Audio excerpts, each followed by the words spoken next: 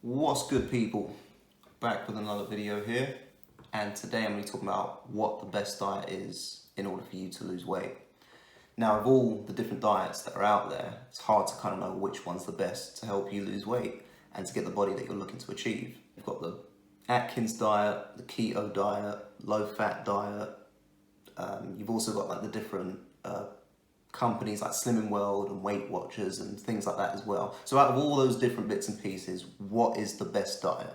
Well, the quick answer to that question is it doesn't really matter. And I'm going to go into more detail in this video here. The one thing that any and all diets have in common is this: they all help create a calorie deficit within your body. This is basically you're consuming less calories than what it would take to maintain your body's weight. So I think there's a couple of things that kind of draws people to diets. Number one, obviously being the results that they promise to give you. And two, they're very simple in nature. And what I mean by that is their methods and their protocol, where, whatever it is they're setting up for you to follow, it tends not to be overly complicated. So just take, for example, the keto diet. It's very much heavily dependent on you consuming proteins and fats and basically avoiding carbs. So you essentially just cut out one macronutrient from your overall calories, basically. That's a very simple method to follow. Consume fats and proteins, avoid carbs. Now, don't get me wrong, I'm not saying the keto diet is a bad diet or, you shouldn't do it. I mean, if you're on a keto type diet now and it's working for you, by all means, carry on. If it's not broken, don't fix it. But just generally speaking, when it comes to diets, like, I don't even like the term diet. It sounds very temporary, just short-term, quick fix, just kind of papering over the cracks. That kind of term diet, and with diets in general, they tend not to teach you the fundamentals of nutrition and how weight management actually works. So in this video, I just want to highlight to you just a few problems that I have with diets and something that you should kind of think about going forward if and when you are looking to kind of try a new diet. So first off, diets, generally speaking, tend not to be very healthy. Now, this is particularly important if you're a type of person that yo-yo diets. So you go from one diet to the next, to the next, to the next. Your body doesn't really like change. It likes to just maintain. It likes to stay in this state of homeostasis. So when your weight is constantly spiking up or spiking down, or there's just no real consistency to your weight, your body doesn't really respond very well to that. What I don't want you to think I'm saying is, oh, if you're already overweight, it's best to just stay overweight. No, that's not what I'm saying. What I'm saying is that if you are going to implement changes into the body, just make them steady, make them gradual.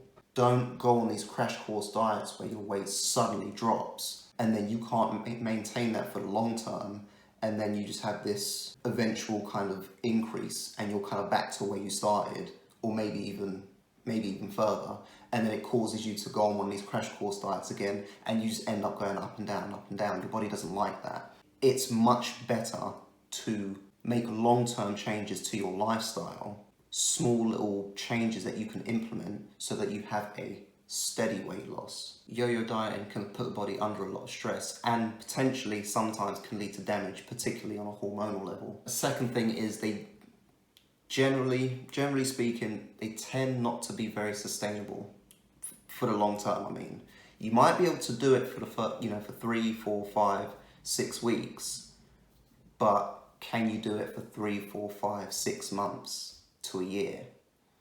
That's the real test. A lot of diets tend to be quite harsh. Now, what I mean by this is they tend to put you in a really big deficit. Now, this is mainly so it helps you kind of maximize the results that you see, which I guess in one sense that's good, kind of, but it's no good if you're inevitably going to put the weight back on further on down the line, and then some potentially. And this is very common, particularly with these crash course diets. You tend to further on down the line put the weight that you lost back on and then a little bit more. So overall, you're kind of going 2 steps forward to then come 3 steps back. Now, to be fair to these diets, whatever it is they're promising you and they claim you'll achieve on their diet, or if you buy their product, or whatever it is, chances are you will get whatever it is that they claim. But it's not gonna last. It will last all for a week or two, or for that holiday that you've got coming up. But again, what good is it if you're just gonna put that weight back on? It just seems like a bit of a waste of time to just have it for that week or 2 weeks, for that one little holiday or that one little event. It just seems, like I said, it just seems like you're going 2 steps forward to go 3 steps back. It just seems like a waste of time for me. But that's just me personally. This kind of feeds back into the point I was mentioning earlier about diets and what they don't teach you. I think it kind of reinforces that, in some cases, a short-term fix to a long-term problem. I don't think your nutrition is something you should look at to be this, this quick, easy fix. Particularly if you've got years of bad habits behind you when it comes to food, to think you can just, the next 6 weeks, if you go on this crash course diet, it's just gonna eradicate all those bad habits that you've developed over the years and just fix your problems overnight. That's just not the right mindset to have. It's a similar sort of thing with training. You don't just get big and strong in 6 weeks. It just doesn't work like that. It takes time, and you need to be patient. You need to put the work in. You need to look at your nutrition the same way. Now, granted, when it comes to your nutrition, depending on what you do and how you go about doing it, you potentially, yes, you can see some very quick results, but they're just not sustainable.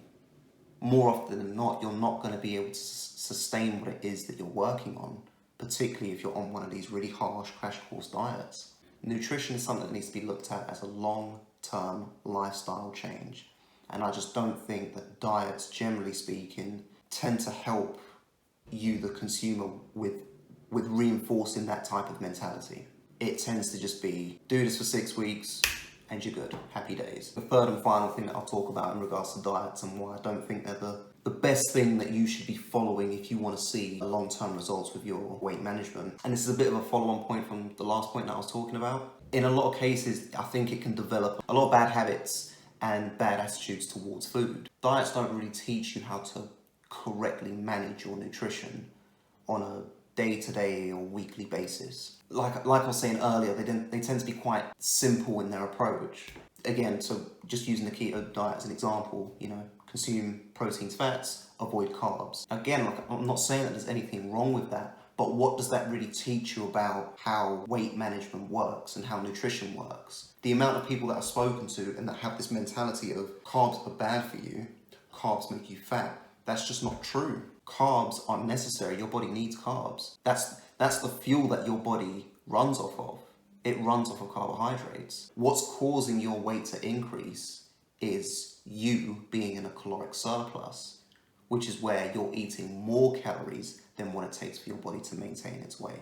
Now, maybe that is coming from your carbs. Maybe you are putting a little bit too much rice on your plate or a little bit too much pasta on your plate. But carbs in themselves being the culprit to you being overweight, no, that's not correct. So when you come up with this diet and it's like, okay, yeah, you can eat this food and that food, avoid these foods, it just kind of creates that this is bad for you, stay away from it. If you see this as a red flag, avoid it at all costs.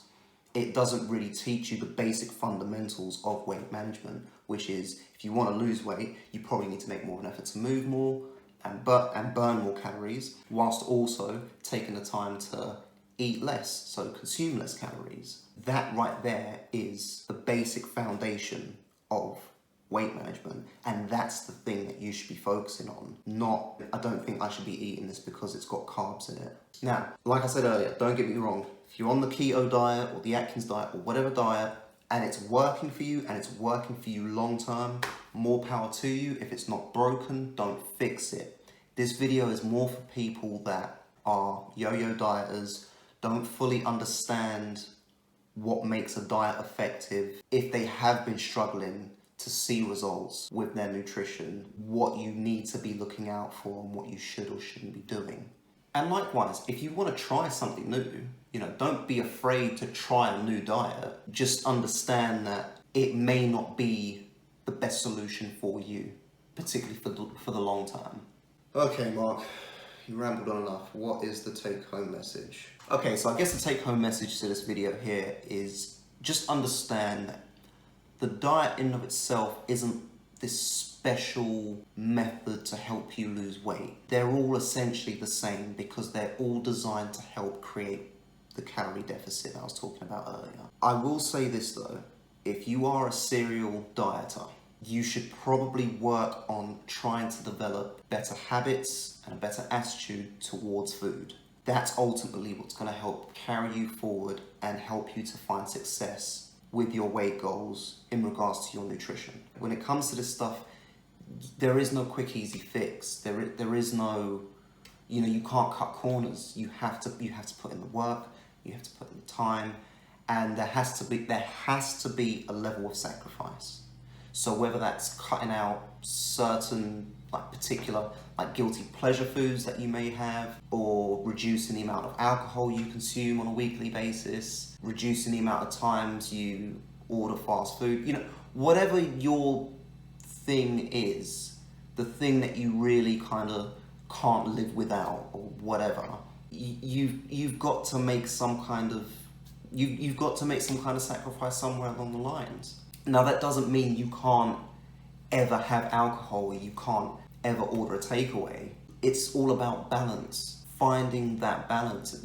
In moderation, it's okay to have, a little cheat meal here, but make it a cheat meal, not a cheat day. And even with a cheat meal, don't try and squeeze 3 cheat meals into one.